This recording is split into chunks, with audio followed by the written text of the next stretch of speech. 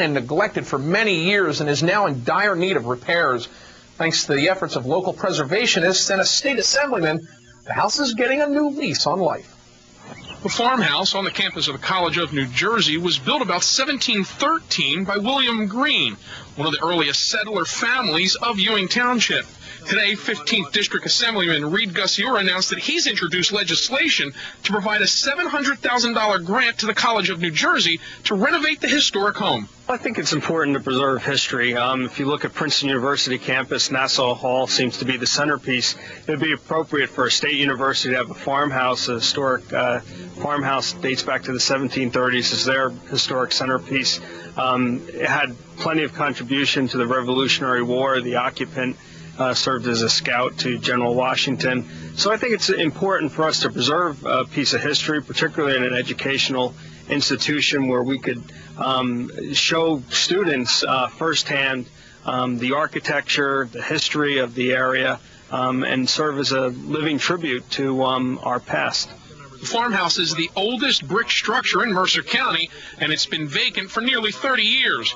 Time and weather have not been kind to the William Green house, so before anything can happen inside the house, major renovation, stabilization, and a restoration effort will all have to save the house from any further deterioration. The first thing we have to do, and the first action that we would take, is to stabilize the structure.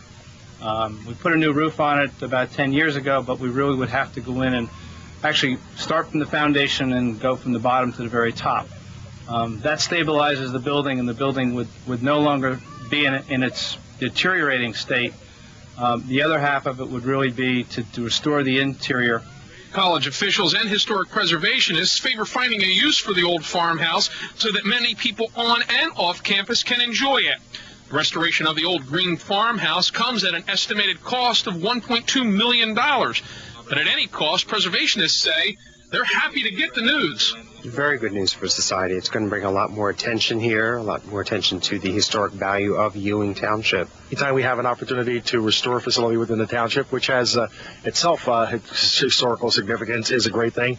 But certainly being at the College of New Jersey as vice president, having another outstanding facility on the campus that students can use, faculty can use, the community can use, is also going to be very nice. When you see something that dates back to the 1730s, is an awesome sight in and of itself.